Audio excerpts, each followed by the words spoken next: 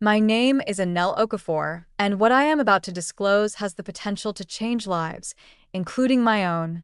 When a man gazes at you as if he were the husband of your best friend, you either flee or succumb to the moment. And I have melted. Hey, they are truly wonderful individuals. Welcome back to Fate's Secrets, a place filled with thrilling tales that quicken your pulse and ignite your imagination. Today's narrative is infused with illicit longing, treachery, and a twist so acute it pierces deeper than affection. What occurs when your best friend's husband gazes at you as if he has already imagined you without clothes? Attempt to resist, yet certain secrets possess a power that surpasses self-discipline. This belongs to my best friend. The husband revealed his emotions, leaving you to ponder who the true antagonist really is by the conclusion. It began at a garden party in Cape Town, where the air was heavy with jasmine and whispers of secrets. Alma, my best friend, had recently celebrated her 7th wedding anniversary, and the entire estate was illuminated with enchanting fairy lights. Gentle melodies accompanied individuals who appeared flawless on the surface, yet were experiencing turmoil within. I donned a silky orange sundress with a bare back. Gentle on my skin, it adhered perfectly in all the right areas. I didn't wear it for the sake of appearance, at least. That's what I reassured myself, yet the way he gazed at me that day lingered in my mind. He didn't merely observe the dress, he perceived what lay beneath it. His gaze followed every dip and curve of my body as if he had committed me to memory in a past existence. It was the kind of gaze that made your knees forget how to stand. Kwame had always been charmingly tall. With broad shoulders, he was the type of man whose words flowed effortlessly, leaving a smooth impression as they escaped his lips. However, today he was not the same. Electrified. It felt as if something within him had finally broken when he handed me a glass of wine, our fingers grazing against each other. His touch sparked a thrilling sensation. I sensed it move along my spine, resting like a heartbeat between my thighs. His lips curled into a knowing smirk. "You wear colors too well," Zanelli said. With a low voice and velvety eyes, they swallowed hard, managing to force a laugh. "Your compliments are quite generous." The incorrect woman, Kwame, he leaned in slightly, ensuring that only I could hear. M2 had no reason to feel embarrassed. I regret having gazed into his eyes. However, I did. That night, they experienced hunger, and I found it impossible to sleep. I gazed at my ceiling, troubled by the sensation of his eyes on my skin. I envisioned his hands gently sliding the straps of my dress down my shoulders, his lips gliding along my collarbone. I gripped the sheets more firmly, struggling to catch my breath a week later. I chose not to answer Alma's calls. Guilt seared within me, yet desire blazed even stronger. Then it occurred. Alma extended an invitation for brunch. "Only us girls," she remarked. However, upon my arrival, she was not at home. She messaged that she was delayed at her hair appointment and asked me to wait inside. I paused at the door until it creaked open. Kwame stood there, his shirt off, sweat glistening on his chest after an intense workout. "Towel in hand, Janelle," he remarked, taken aback, yet not entirely. "I wasn't aware that you were going to be here. I ought to have turned back." I chose to enter instead. Every nerve in my body was alive with a mix of danger and delight. "I can leave," I said hastily now. "Stay," he replied, blocking the way. In my gaze, the living room seemed overly silent. He walked past me, too close, brushing my arm and leaving a trail of heat. "No," he said, standing at the kitchen counter. "Alma no longer acknowledges my presence when I enter a room. But you see," I froze, he continued, his voice deep and rough. "Your breath is evident when I gaze upon you. I notice how you bite your lip when I approach. You're not as skilled at concealing it as you believe. You're insane," I whispered, perhaps. "However, please share with me." I was mistaken. I was unable to do so. Ultimately, my body has let me down once again. My thighs were pressed together. My breath became shallow as he moved closer. "I have observed you, Sanel. Strolling in those snug jeans, the way your back curves as you lean forward, the movement of your hips as you laugh. God help me, for I have dreamed. I trembled at the thought of pulling you into my lap and savoring every inch of you. My chest rose and fell with intensity, thundering in my ears. His hand lightly grazed my cheek. Alma no longer touches me, not in the way a woman ought to. Your mere presence drives me to madness, causing my voice to crack. She is my closest friend, and you're the woman who occupies my thoughts at night, he growled. Admit it, you've thought about me taking off my clothes. He leaned in and kissed me softly at first, using my mouth, testing and teasing, yet as soon as my lips reacted, he intensified it. His tongue captured mine, as if he had been waiting an eternity. I sighed into his mouth first, gripping his damp shoulders, his hands, explored my waist, holding my curves as if he were famished. As he pressed me against the wall, our bodies fit together as if they were destined to do so. My back arched, pressing my chest to his, and I sensed every nuance of his desire. But just as hands slipped under my dress, my phone rang, interrupting the moment. Sound cut through the haze of desire like a knife, forcing me to push him away. My breath quivered. We are capable. No argument was made. He simply gazed at me, jaw clenched, eyes brimming with a perilous intensity. He'll return, he stated, his voice barely above a whisper. Now that you've experienced what it could be. I snatched my purse, my heart racing, and took off running. I attempted to erase that kiss from my memory. I attempted to cleanse Quame from my skin, from my thoughts, from my dreams. Yet, whenever I shut my eyes, he appeared, softly uttering my name, holding my hips, taking fragments of me that were not his to possess. What about it? Amashur radiated with irony. She believed I was assisting her in mending her marriage. Zanel, she remarked one afternoon as we browsed for curtains. Quame has been acting differently lately. Gentler. As if he is returning to me. Perhaps it's the exercise routines. Perhaps it's due to your presence. He consistently values your perspective. I nodded, feeling the bile of guilt rise in my throat. She was unaware that the man she wished to keep close was secretly holding me instead. Last night, I received the text for the studio. 10 o'clock in the evening. Your presence is essential to me. The art studio is genuine. The very location where he had once captured Alma's likeness now transformed into a lair of vice for his lover. I told myself I was simply going to say goodbye. I set my boundaries with my lips sealed and my legs closed. As I entered and caught sight of him without a shirt, brush in hand, the sweat glistening on his skin illuminated by the moonlight streaming through the skylight, all the lines I intended to draw slipped from my mind. Quame regarded me as if I were a masterpiece, urging me to remove my jacket.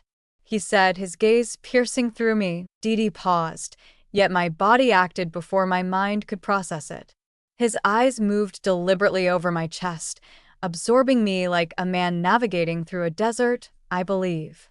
He murmured about this body all day. I envision raising that dress, pressing you against the wall, and savoring the warmth between your thighs.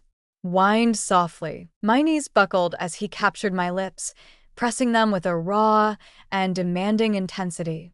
His hands navigated my body as if he were crafting me from recollection. My breath caught as he lifted my top over my head, revealing my soft skin to the cool air in his.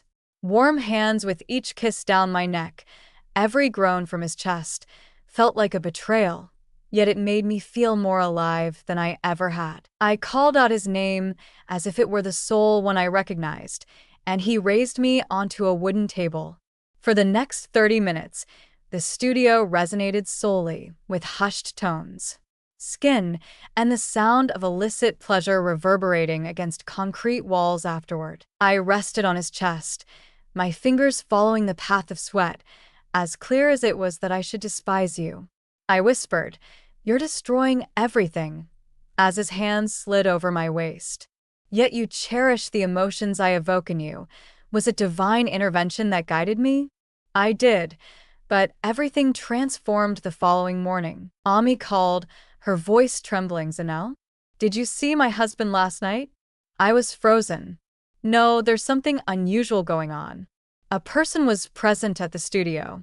The manager called and informed me that the camera recorded movement around 10 p.m. and my stomach dropped. What type of motion? I inquired with caution, but he remained silent. However, I must verify. Of course, I said yes to coming with you. What other options were available to me upon our arrival? I struggled to catch my breath. The aroma of my presence still hung in the atmosphere.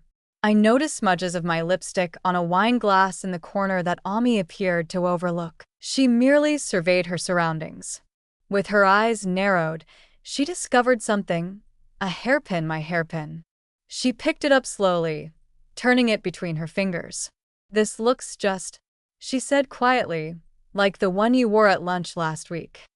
I put on a smile that wasn't genuine. All individuals possess these. They are available in many places, but Ami was not foolish that night. I received another text, but this time it wasn't from Kwame. I saw everything. You may believe you were alone, but I was there observing. You have betrayed her. I was frozen in place, wondering who sent that message and who had been watching.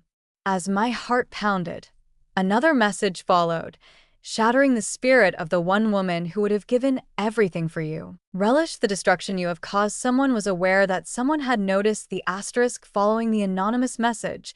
I found it hard to breathe. My body still longed for Kwame, yet fear held me more firmly than his embrace ever could. Husa Usama remained silent regarding the hairpin. There was no necessity for her to do so. Her silence spoke volumes.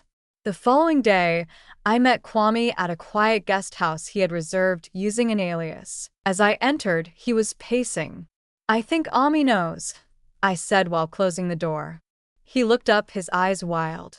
She does not. If she were to do that, the house would be engulfed in flames. You know her temper. When she found my hairpin, his lips twitched. Imagine it slipped from your purse. Ami isn't going to link a hairpin to intimacy on an art table, yet she did. For that night, everything erupted for Ami. She invited us both to her house, acting as if nothing had occurred. Kwame was nervous yet cocky. There was wine, music, and forced smiles, and then Ami placed a cake on the table with trembling hands. Dessert, she said softly, wasn't anyone's birthday. That should have been my first clue. Then she handed us both a knife to cut it together. She smiled. Inside the cake was not cream, but a tiny USB. Drivikwam scowled. What does this Ami want from me? I struck my hand, and it trembled. I connected it to the TV footage from the granny security cam video, which was timestamped. Him, the studio, the kisses, the sounds of pleasure, the embarrassment of my legs giving out. Kwame muttered a curse softly. Ami simply observed her face. Chiseled from rock, I understood her murmur. I have been aware for weeks. However, I needed to allow it to conclude, so you could understand what I transformed into. She then turned to Kwame. You were more than just my husband. You were my consequence. Now I belong to you. Even before our words were exchanged, Ami clapped her hands from the hallway, signaling someone. I hadn't seen ABA, her younger brother, in years. He once resided overseas. He once had feelings for me, but I turned him down during our university days. He appeared chillier, more powerful, eyes fixed on me with disdain. The individual who observed you, he spoke in a low voice. Amma reached out to me when she had her suspicions. The cameras have been installed. I observed you both, my mouth parched. Apama smiled slyly. You shattered my heart, Zanel. However, that was something I required. I had to finally discover who you were. Now chaos ensued as Kwame stepped forward. However, we made a mistake. We can resolve the issue. She chuckled before delivering a playful slap to him. Betrayal cannot be mended. It can only be buried. She presented him with an envelope. He filed for divorce. Freezing of assets. Drafts for restraining orders. She constructed a stronghold of vengeance. Calmly and with patience, Mesh presented me with a letter. You are my sister. Now you are an unfamiliar presence with my son regarding Harry, overcome with emotion, embarrassed, consumed from within. However, this origin, and there 2 weeks later, a package from ABA was received inside. Where can I find the photos of Kwame and me? From perspectives I had not observed. From a concealed mirror in the studio, a mirror that Alma had hung 6 months prior, revealing that it was merely for lighting Shannon all this time. She had prepared everything meticulously before we even arrived. However, the most surprising revelation is ABA had once more succumbed to my charm. His note stated, "Despite everything that has happened, my longing for you remains. I witnessed it all, yet I remain curious about what it feels like to be the chosen one." You never deceived. You simply let the note fall. The honest part of me wanted to respond to him, because, at times, betrayal does not lead to ruin. It merely changes hands. Never place your trust in it. The quietude of a woman. It is not a sign of weakness. It's the setup for your demise, asterisk. If you remain, you're already aware. This was more than merely a tale. It unfolded gradually, enveloped in elegance, and immersed in mysteries. I truly appreciate your support and for taking the time to watch Secrets of Fate. I notice each like and every comment, and each subscriber. I appreciate you more than you realize if you sense the tension. Should the betrayal have rendered you breathless? So go ahead and click that subscribe button to join our expanding family. Remain formidable, maintain your sense of wonder, and continue watching Fate Secrets until, in the future, safeguard your secrets, or another person may leverage them against you.